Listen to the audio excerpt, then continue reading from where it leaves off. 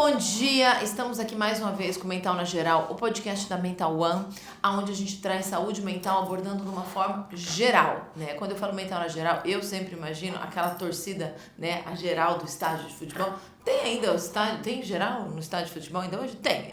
Meu tempo tinha, hoje em dia, diz o Gabriel aqui behind the scenes que ainda tem. Mas é isso, é pra gente poder falar de saúde mental num todo. Hoje eu tenho aqui do meu lado, na minha frente, uma convidada super querida, especial, doutora Daniela Baixa, minha dermato, que cuida dessa cutis que nos fala, por favor, observe os contornos, tá? Então, assim, hoje o tema é a gente abordar saúde mental dentro da clínica, dermatológica, como que ela, né, uma autoridade nesse assunto, consegue perceber quando o viés deixa de ser estético e clínico e passa a ser um viés, inclusive, emocional, psicológico e muitas vezes até de um transtorno.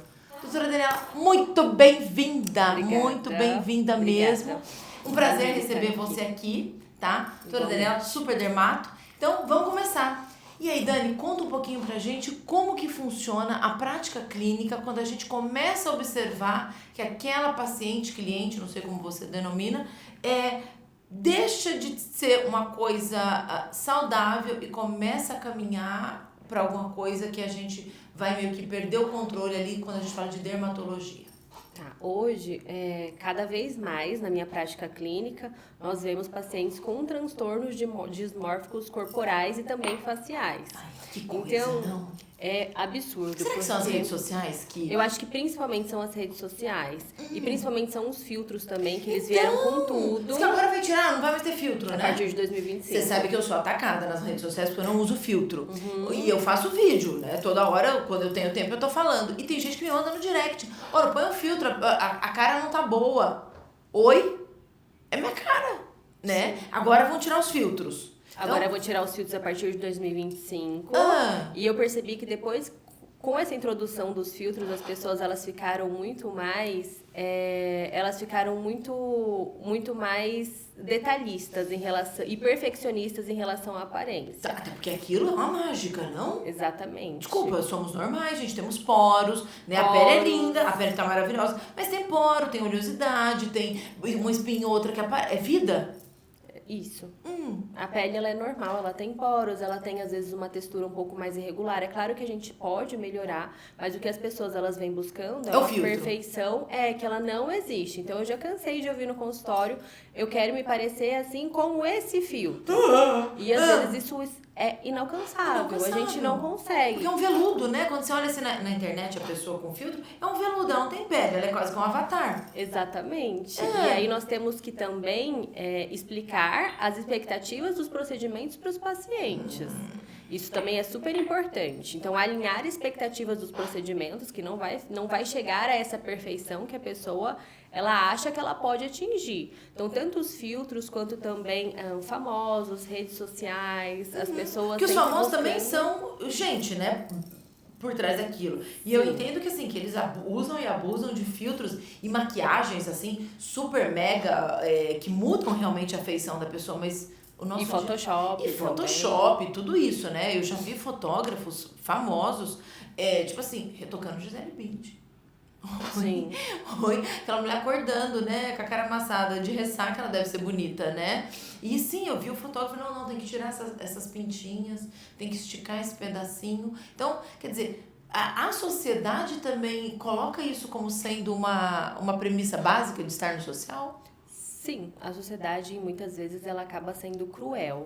E eu vejo muito isso, principalmente com as mulheres.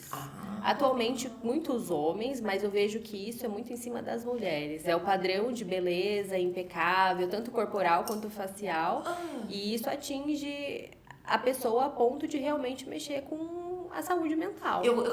Eu faço ideia que sim, né? A gente recebe no consultório, mas o outro lado é o seu, né? É ali o dia a dia, porque muitas vezes se você fala... Eu vejo isso acontecer muito com cirurgiões plásticos, né? Que falam, não vou te operar, porque não precisa... Ela vai procurar outro que vai operar. Né? Então, assim, com certeza. O mercado é o mercado. Como que é isso no dia a dia quando você diz para paciente, olha, vamos diminuir aqui, não vamos fazer tanto, né? Eu vejo hoje boca, né? Boca é uma coisa, é o hit do momento, né? Estigmatizante em muitos casos. Muito. Tem mulheres assim que extrapolaram ao ponto que eu acho que elas nem sentem mais a boca. Sim. Né? Porque vira assim, vira uma coisa... como que a gente vai dizer? É quase que assim, divertida no sentido de ser... Parece uma animação gráfica aquilo. Eu digo anti-anatômica, que não tem nada a ver com a anatomia fisiológica, normal de uma pessoa. E como que fica daí pro profissional quando você diz, olha, não vamos fazer tanto aqui, vamos mexer só um pouquinho aqui, e você percebe que aquele paciente não vai ficar? Eu não tenho essa preocupação do paciente não ficar. Tá. Então, eu acho que os pacientes, eles vão ficar com aqueles profissionais que eles realmente eles são compatíveis em relação ao senso estético e a confiança. E depois não volta pra consertar? Às vezes, sim. Eu tenho muitos pacientes que eu recebo que querem fazer retirada de alguns procedimentos, Tá. mas também tenho pacientes que eu recebo e querem colocar mais, por exemplo, um preenchimento labial e que eu digo, eu não vou fazer a não ser que a gente tire o que tá feito agora, porque não tá legal, Tá. não tá compatível, e aí a gente inicia do zero de uma maneira um pouco mais natural. E fica a critério do paciente ele se sentir confortável, porque às vezes o senso estético dele não é compatível com o meu, Porque que é algo tem um pouco mais natural. Mas tem também, né, daquele lado, um transtorno dismórfico, né? Então ele vai sempre se olhar no espelho e eu tenho a sensação que ele se vê sempre menos, né? Se eu tiver mais boca, outro dia uma pacientinha muito bonitinha me falou assim, Aline, porque se eu fizer uma plástica de nariz, eu vou ser muito mais feliz, né? Daí eu falei, o que vai mudar? Aí eu vou ter mais amigos. E eu fiquei pensei, será que todo mundo que tem o nariz mais... Não que o nariz dela seja feio, tá? Precisa de um retoque mínimo. Mas será que todas as pessoas que têm o nariz bonito têm mais amigos? Eu acredito que não, mas eu acho que isso é algo interno. Talvez Exatamente. você já tenha sofrido algo relacionado a bullying também. Então, eu pedi daí pra ela fazer uma experiência. Eu falei, você vai mandar pra mim uma foto, sem que a pessoa perceba, dos narizes mais perfeitos da sua sala. Aí ela mandou, eram 2 meninas. Nariz impecável. Uma delas, inclusive, era plástica. Eu falei, quantos amigos cada uma tem? Uma delas sofria tanto bullying, que não tinha nenhum amigo. Inclusive, saiu da escola. Aí eu falei, você percebe como aquela sua ideia de que se o seu nariz fosse perfeito, você seria mais feliz porque você teria mais amigos, cai por terra? Porque a gente entra, e na estética isso é muito comum, né? Você começa a entrar numa fantasia. Outro dia mostrou, você deve ter visto, aquele moço que ele se transformou inteiro, seu Ken humano. Sim, já vi. É completamente um transtorno mesmo. Né? E aí agora, você viu que ele desistiu de tudo? Que agora ele é frentista de posto de gasolina? Eu vi. Né? E é muito interessante porque ele disse que ele investiu muito dinheiro pra poder criar aquele personagem e que o personagem não virou. Mas não virou exatamente porque era bizarro. Sim. E as mulheres, e aí você disse, né, que o peso social recai sobre nós mulheres. Nós mulheres estamos saindo de um senso comum e estamos indo para um senso bizarro? Uma parte, sim. Aham. Uma parte, sim, e aí cabe muito ao profissional também frear isso. Quando ele tem esse poder. É porque esse poder tá na mão, né? Do Tá na mão profissional. principalmente dos profissionais, de não fazer o que o paciente quer, de fazer o que o paciente realmente precisa. E no momento certo. E como é que rola essa conversa dentro de consultório? Essa conversa dentro de consultório é muito... eu tive pouquíssimos pacientes que realmente assim não quiseram ficar por conta disso. A maioria entende quando você explica a causa, o que está acontecendo realmente, que aquilo não tá legal.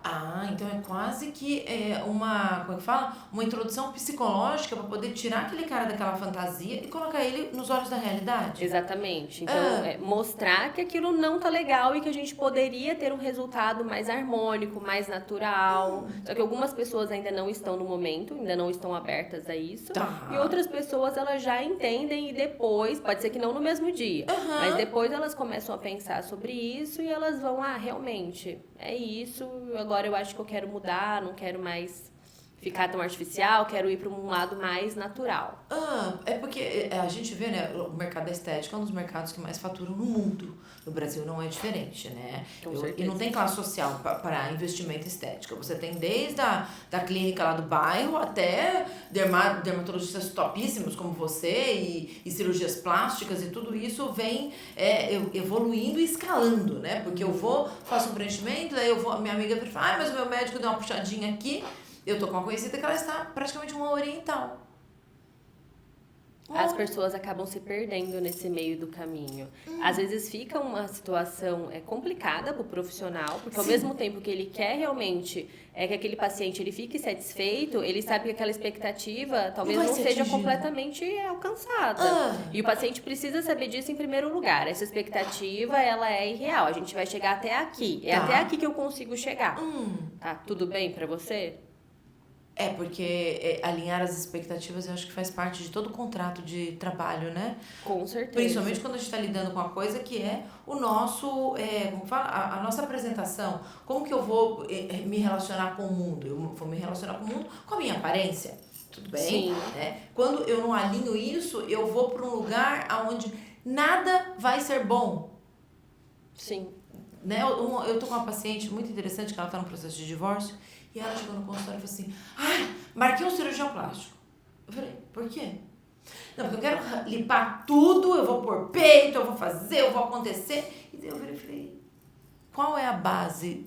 Os seus seios estão caídos, né? Eu falei, eu tô te olhando de roupa, né? Você não tá nada que mereça uma lipo, né? Nada disso. Não, mas eu quero me repaginar. Olha que interessante. Ela tava depositando a frustração do divórcio dela no corpo. E eu disse pra ela, eu falei, fulana, nenhum cirurgião vai chegar no ponto que você quer. Será, Aline? Falei, eu te garanto que nenhum. Essa é a paciente que chega no seu consultório dizendo, olha, essa é a minha cara, você transforma ela, por favor, nessa daqui que eu tô vendo, porque eu quero superar tudo aquilo que eu tô sofrendo internamente, eu quero projetar na minha face e quero ficar bonita, porque daí eu não preciso pensar.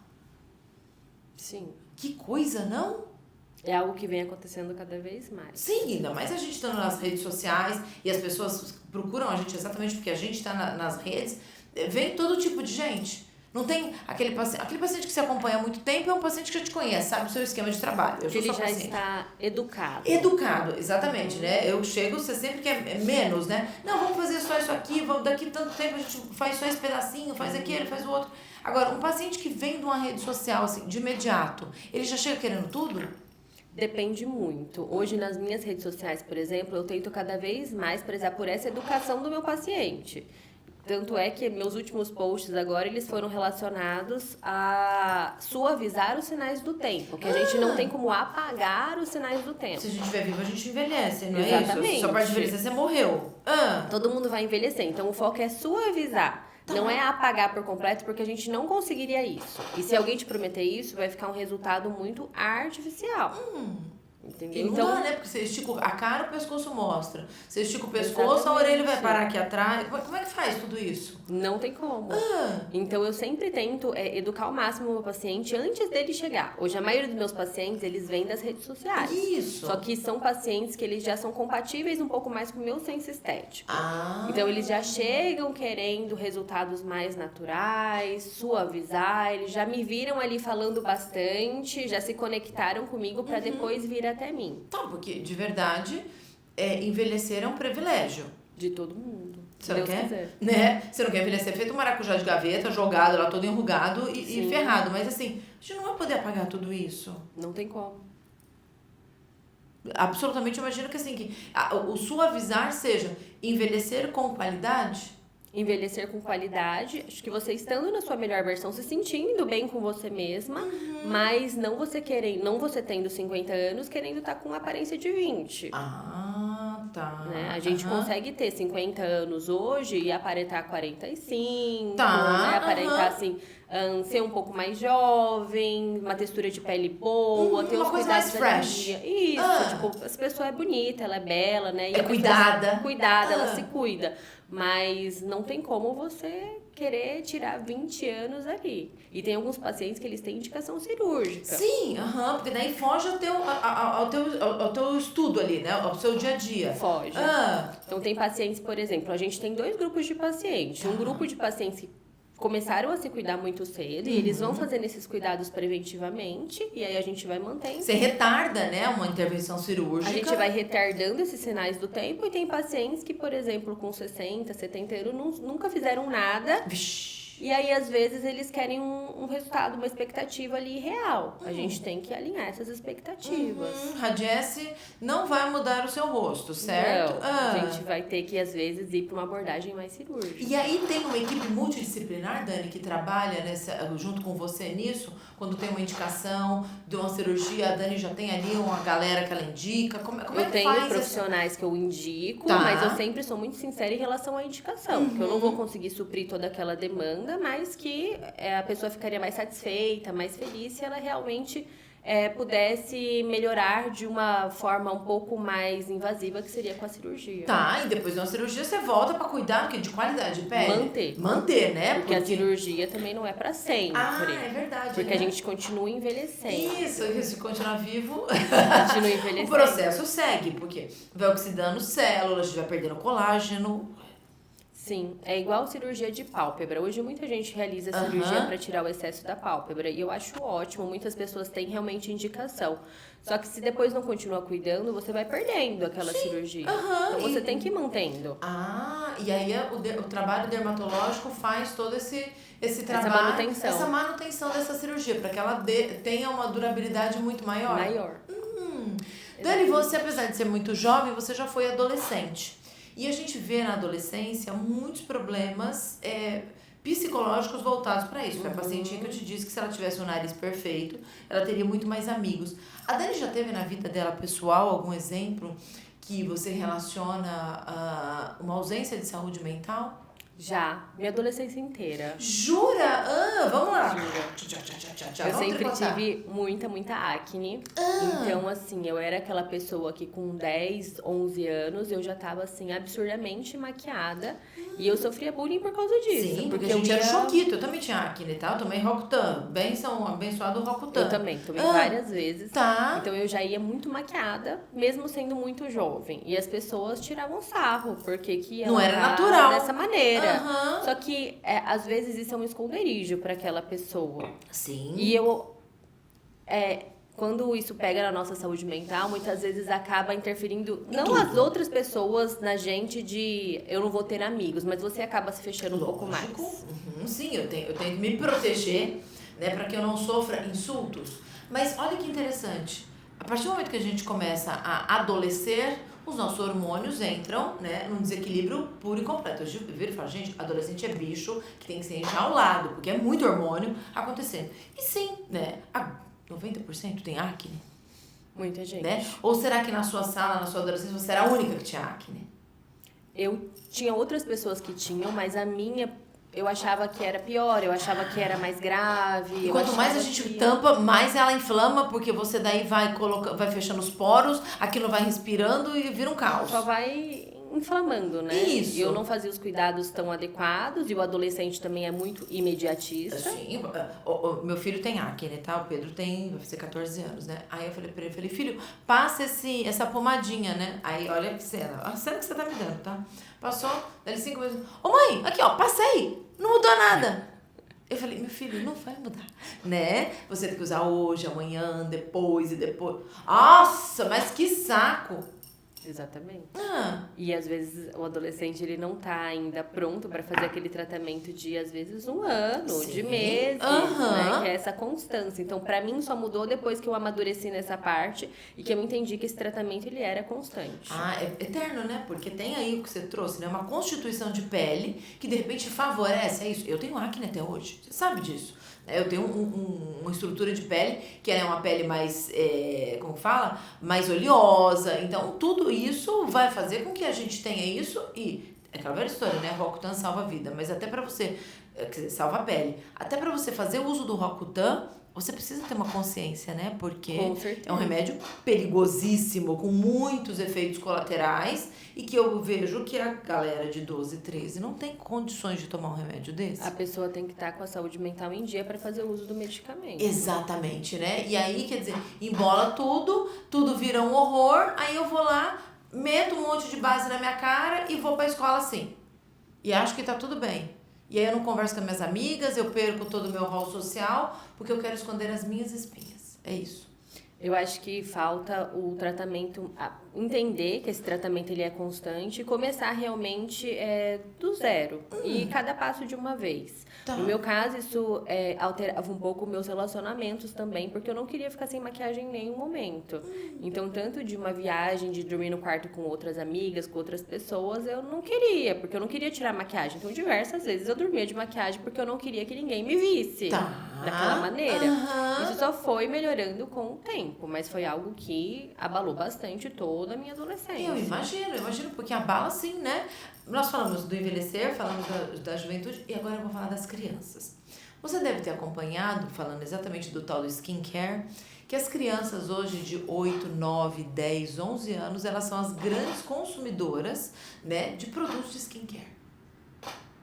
E aí, quais são realmente os malefícios de uma pele tão infantil ser submetida, como elas estão usando, ácidos e não sei o que, e etc e tal? É uma adultização? Como que a dermatologia vê isso? Porque eu não vejo elas indo no dermato, eu vejo elas entrando na Sephora, nas lojas de cosméticos, e não tem, vou voltar, não tem classe social, tá? Todas, né? Porque elas ficam assistindo os TikToks, Sim. né? E aí, como é que isso bate na dermatologia?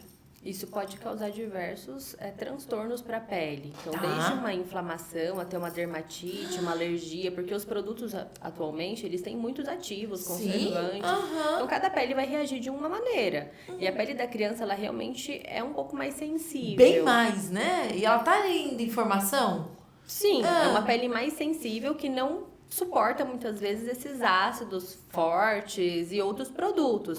Então, os produtos, eles têm que ter indicação para ser usados, né? Independente do produto que seja. Então, não é só ir e comprar. Para isso que tem a consulta, né? A dermatologia. Elas estão entra vindo aí. na consulta? Não. Ah, tá. Elas vão pra loja direto. Elas veem o que A maioria o vai TikTok pra fala. loja direto. E a mãe não traz na consulta? Ai, Dani, minha filha aqui, ó, comprou esse creme, esse. Isso é bom? As mães estão trazendo, porque eu vou voltar daí do ponto de vista social, socioeconômico, cultural. Vou ampliar um pouquinho. Essa criança não tem dinheiro para fazer essas compras. Então, alguém financia isso. Sim, os pais. Né? Então, quer dizer, se a mãe financia uma filha comprar um creme de R$600 numa loja, que é um ácido para ela usar no rosto, será que isso não tá vindo mãe, filho, e eu venho passando isso também, porque eu também não tô bem, então a minha filha de 8 anos tá usando o mesmo ácido que eu? Talvez os pais, a mãe, nesse caso, né, também não tenha essa mentalidade de que aquilo pode prejudicar a saúde da pele da filha. A gente daí não cai na história do bom senso? Porque... Também. Ah, tá. Porque de verdade, eu entendo que eu com 8 anos, eu nem sabia que era coisa pra cara com 8. Né? Mas sim, a gente começa a adolescer com 10, 12, 13 anos, o rosto começa a mudar. Mas eu vejo hoje elas com a pele perfeita, pele de porcelana de criança, né? E cheia de skincare, e passa o sabonete. E aí pega... Essa semana eu vi uma pequenininha, filha de um famoso, com aquela buchinha, sabe aquela que é automática, que você... né? A menina tem 4 anos. Fazendo um peeling. Eu acho que algumas coisas estão sendo normalizadas e elas não deveriam ser normalizadas, porque realmente não são normais. Não são normais, né? Porque se uma criança de 4 anos tá fazendo um peeling ali com... mas é só uma escovinha. Não, é um produto abrasivo. Você colocou ali né, uma coisa abrasiva para poder passar no rosto daquela criança. Com 8 anos, ela tá no cirurgião plástico? Esperamos que não. Né? Porque dentro de um contexto desse, onde tá tudo muito liberado... Tá todo mundo muito liberado e muito normalizado. Ah, tá. E aí eu acho que entra o papel dos pais também de dar uma freada, de levar num profissional de confiança para também dar essa freada. E esse profissional fazer essa educação, né? Porque você faz uma dermatoeducação com essa criatura para que ela não incorra, inclusive em riscos para ela, porque uma pele pode queimar. Pode queimar, pode manchar. Isso, e de repente manchas que ela vai carregar para sempre para a vida dela, diante daquela coisa que ela fez e que ela não foi daí orientada. Exatamente.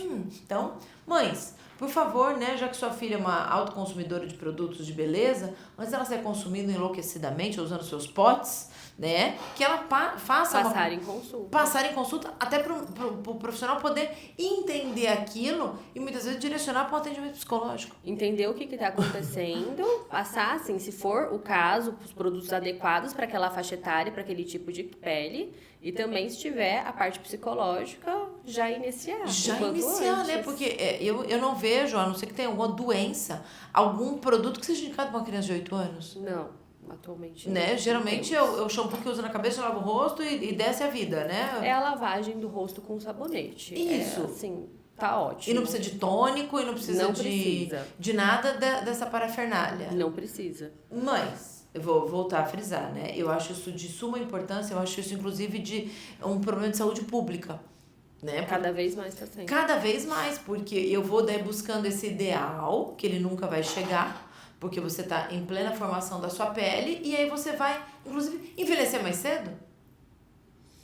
Não digo envelhecer mais cedo, mas talvez ter danos à pele por conta do uso desses produtos. Tá. E quando essa criança, né, chegar à sua fase adulta, talvez ela esteja esperando algo irreal. Que não vai a ter. gente estava conversando, Aham. exatamente. Então, quer dizer, se essas pessoas que estão envelhecendo não estão conseguindo aceitar esse envelhecimento, você imagina como vai ser essa geração?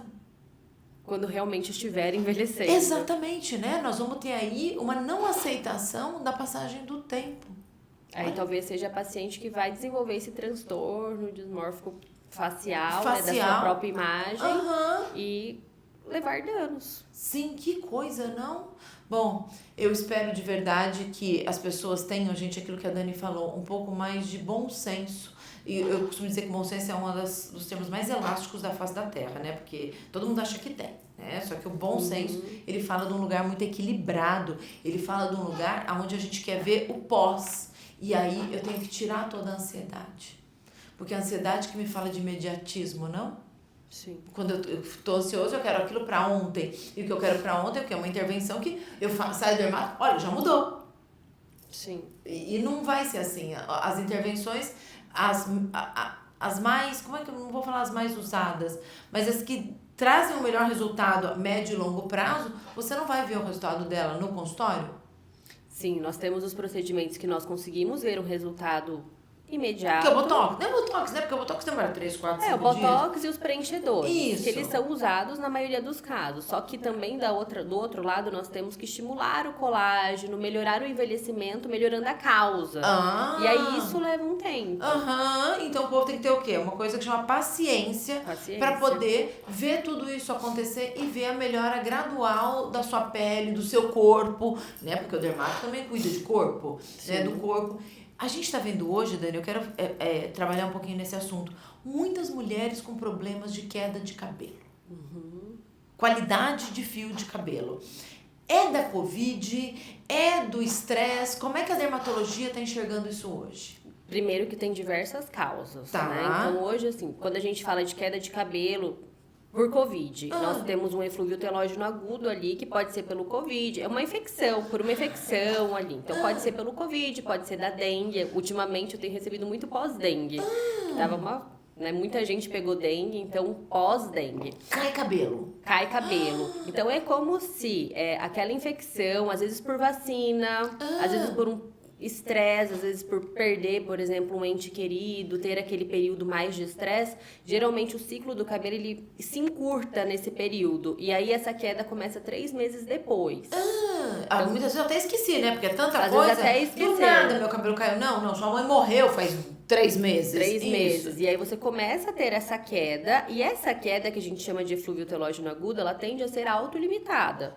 Então, da mesma maneira que seu fio caiu, ele vai crescer. Tá, então eu não preciso começar a enfiar coisa no meu cabelo? Sem saber, não. Você precisa do diagnóstico, se é só aquele eflúvio telógeno agudo mesmo, a gente vai tratar, mas às vezes é desesperador, porque cai muito cabelo, mas é fundamental o diagnóstico e iniciar o tratamento. Tá, então, e tem tratamento pra poder melhorar a qualidade dessa textura de cabelo, de couro cabeludo, que eu entendo que se um couro cabeludo... Tem tratamento, só que para cada caso é um tratamento específico. Então, às vezes é uma queda de cabelo ali por conta do Covid, mas também tem uma alopécia não diagnosticada. Aí já é um tratamento diferente. Às vezes tem alguma alteração hormonal, Isso, de porque eu lembro disso. Eu lembro que lá atrás se falava em queda de cabelo em 2 situações. Ou a pessoa tinha uma alopécia, né, que era realmente uma coisa que ia cair, ou era no pós-gestação, que daí cai cabelo e etc e tal, porque você tem ali um desbalanceamento hormonal. Exatamente. Mas de estresse também cai cabelo. De estresse também. Porque é como se o seu corpo, naquele período de estresse, ele não desse tanta atenção pro seu cabelo. Ele vai dar atenção para outros órgãos ali vitais. Fica careca que tá tudo certo. E aí, essa queda, ela vai começar depois de uns 2 a 3 meses.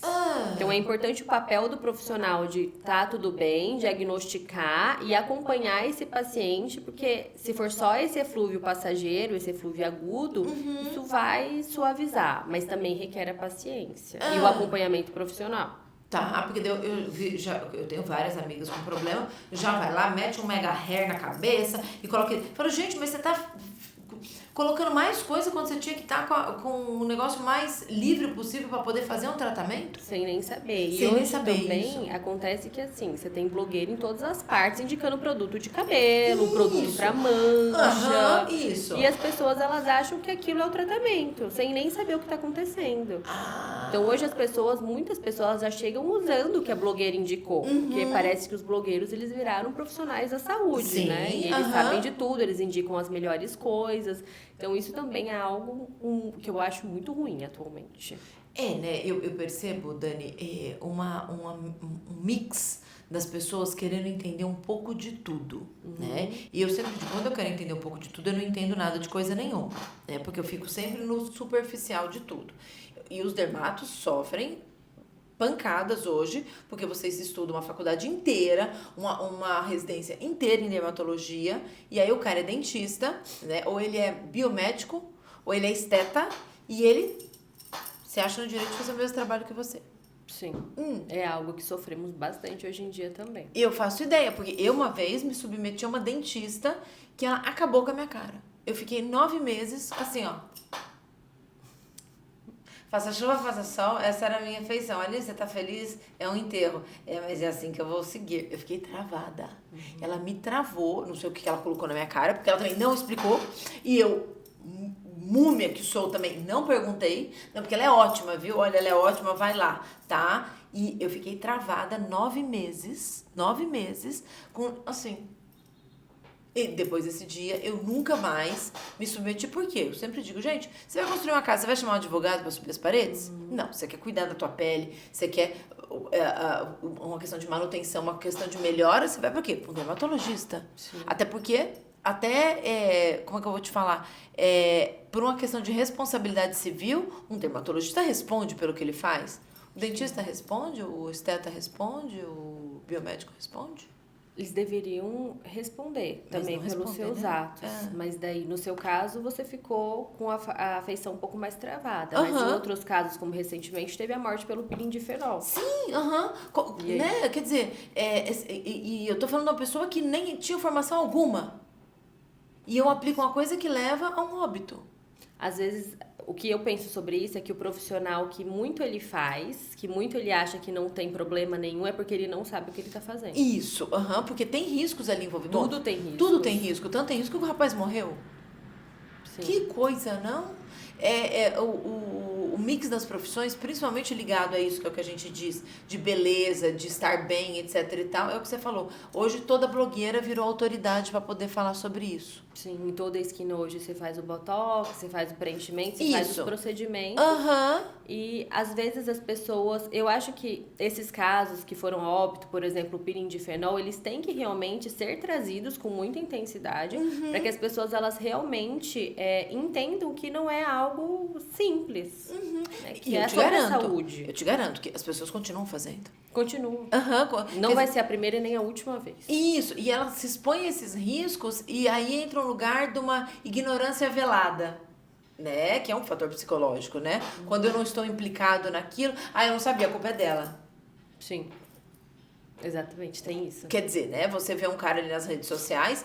Quando eu conheci a Dani pelas redes sociais, mas eu fui pesquisar o seu CRM, eu fui ver quem você era, né? Mas depois que eu operei, eu soube que ele não era cirurgião plástico. Oi? A gente tem que ter esse cuidado com a nossa saúde. Com a nossa saúde, não? Porque você tá falando de uma coisa ali que a pessoa vai fazer uma intervenção, ela não vai passar um olhinho na tua cara e vai arrancar suas espinhas. Não, aquilo tem uma implicação, é absorvido pela sua corrente sanguínea, aquilo vai pro seu corpo como um todo. Tanto que matou. Sim. E você entra num resultado ali irreversível. E eu imagino, porque assim, de verdade, até um dermatologista tem indicação de um peeling de fenol, não é assim, chega e faz o peeling. Não, inclusive eu nem faço. Aí, ó, tá vendo? Né? Eu que sou médica, poderia realizar, Sim. mas eu não faço, porque eu me especializei mais na parte dos injetáveis, das tecnologias, e eu não me sinto preparada para realizar um fenol. Mesmo eu com tenho todos esses essa anos de consciência. medicina, de conhecimento de anatomia, de todos Sim. os órgãos, como funcionam. Quer dizer, gente, a palavra da vez, então, é consciência, né? Eu acho que se a gente tiver consciência, a gente passa pela percepção. E quando a gente percebe, a gente se torna mais dono das nossas vontades e não da vontade do outro. Chega lá, nossa, tua pele tá coisa. Vamos fazer um peelinzinho de fenol, vai ficar maravilhoso. Mas aí vai cair a cara? Não, só um pedacinho só. Mas ó, tranquilo, só você não tomar sol. O profissional, ele também tem que ver até onde ele está preparado para ir, porque ele tem que zelar pela saúde do paciente. Lembra do bom senso? Ele não existe, né? Eu tanto coloco isso como uma máxima que a pessoa que fez isso, ela tá presa, aliás? Eu acho que ela tá presa, não tá presa? Estava, não sei se ainda está. Eu lembro de alguma coisa assim. Ela foi terminar um curso online depois que o rapaz morreu. Sim. Que coisa, não? E E eu aí? tenho na minha frente uma médica com anos e anos de experiência que diz: eu não me sinto habilitada para fazer essa técnica e que poderia perfeitamente, mas vocês entendem do que a gente está falando? De bom senso. Dani, só agradecer, super, super. As pessoas que querem entrar em contato com a Dani, que querem ter essa cutis que ela cuida, te acham onde, Dani? Instagram, meu Tá. Instagram é doutora Daniele, com baixa, com Sim. 2 As no final. Isso, CH, tá? É CH. B-A-C-H-A. E lá tem todos os meus contatos. Contato do consultório e tudo. Tá, tem algum site? Tem, doutora Daniele Baixa Dermatologia. Tá. .com. Então, galera, a gente depois vai colocar aqui embaixo nas letrinhas, né? O Insta da doutora Dani e o site dela para quem quiser ter alguém para te acompanhar, um profissional com consciência. Fechou? Ó, beijos para vocês. Dani, super, super, Eu que super agradeço. obrigada mesmo.